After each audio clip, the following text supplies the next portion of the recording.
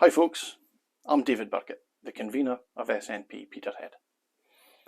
I have to begin this video with an apology to our friends in the LGBTQI+ community.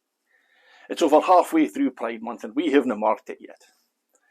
As anyone who follows our feeds will know, we usually go further than the obligatory change of logo to a rainbow colour to show our support for our LGBTQI brothers, sisters and non-binary siblings. There's been a lot happening this month, but that's no excuse. So stay tuned, we will mark this important occasion very soon. But today I'm going to talk about the First Minister's announcement kicking off the campaign for a second independence referendum. We're often told that by continuing to campaign for Scottish independence that we're not respecting the will of the people in the first referendum in 2014, that we should just get over it and move on. There's just one problem with that argument, and it is that it is absolute rubbish. This is the first in a series of films discussing how absurd this position really is. In this first film, I'm going to explain this, not by moaning about how badly the SNP have been treated. I'll explain this using the experience of two political parties campaigning UK-wide. The Liberal Democrats are a party who have a desire for decentralisation of state power, proportional representation. They've campaigned for same-sex relationships, supported the legalisation of cannabis, and even supported voluntary euthanasia. The UK version of the Green Party obviously support environmentalism, but also left-wing economic policies and the regulation of capitalism that also support civil liberties, animal rights, LGBTQI+ rights, drug reform, non-violence, universal basic income and a living wage.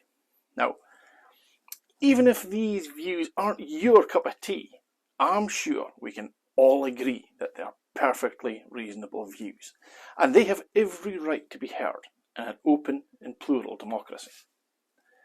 Now, these parties may not have been as successful as they would like, and in the case of the Green Party UK, they have not been nearly as successful as they deserve to be. But how many times have you heard either the Liberal Democrats or the Green Party UK being accused of not respecting the will of the people for representing these minority views?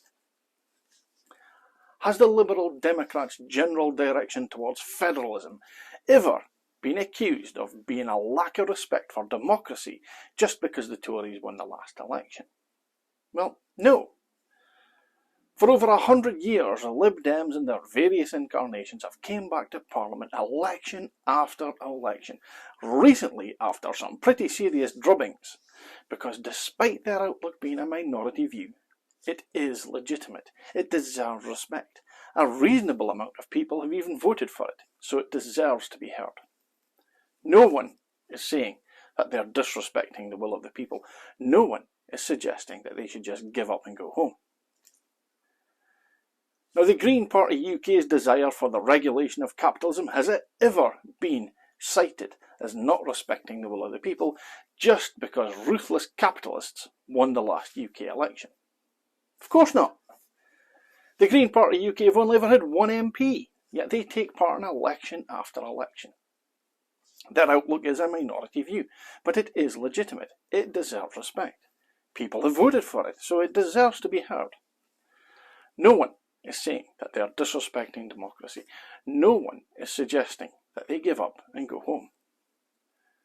Both of these parties hold minority views, but they're also reasonable views. Everyone acknowledges that the only way for both of these parties to advance their cause is to keep plugging away, to keep getting rejected by the majority, but to keep building their minority until it wins some influence, until it becomes a threat, until one day it becomes a majority. Now, those parties deserve the right to promote their views, and perhaps most importantly, the electorate deserve the right to reject them, or, if they have been persuaded, to choose them. Now, the SNP, now ably supported by our colleagues in the Scottish Greens, we're further along that route. We've done that plugging away to get an opinion that is legitimate, but was held by a small minority, to a position of real influence. So why then is our desire to give you the choice to leave the United Kingdom treated differently? Why is such special vitriol reserved for our perfectly reasonable aims? Because unlike the Lib Dems and the Green Party UK, our view holds a parliamentary majority. We've actually won the right to promote it, and the electorate absolutely voted for the right to reject independence, or, if they have been persuaded, to choose it. Which can mean only one thing: that the Lib Dems and the Green Party UK don't get the SNP treatment because they are not seen as a threat to the status quo. Labour and the Conservatives now recognise the threat we pose to them. That's why they're working together so much these days. That's why they now try to delegitimise our position. That's why they treat you, the electorate, like children by saying that they know best and try to deny you the option to even choose for yourselves. Not because they believe that independence will be a bad thing for Scotland, but because they know it will be a bad thing for them, and they know they can't defeat it at the ballot box. We have won election after election in the name of our right to choose. Our outlook is legitimised by the parliamentary majority won on that basis. It demands respect. The people have voted for it, and it must be heard. Not to do so would actually disrespect democracy more, not just by doing a disservice to those who have voted for us, but also by moving an absolutely legitimate choice from the menu available to the wider electorate, some of whom are undecided. And perhaps more importantly, a large proportion of our electorate who have never even had the opportunity. The reason the two big parties want that choice, your choice, off the menu, is they know how appealing it is, and they're afraid you'll choose it. We believe in treating you like adults.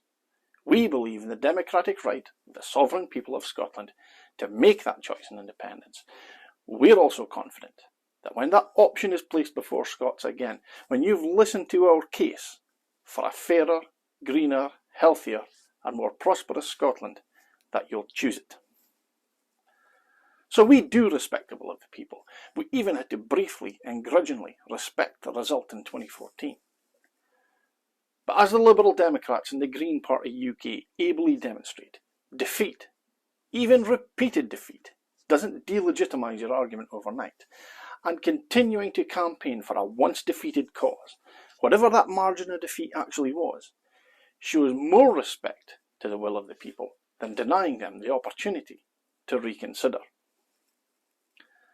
As former Tory Brexit Secretary David Davis MP once said, if a democracy cannot change its mind, it ceases to be a democracy.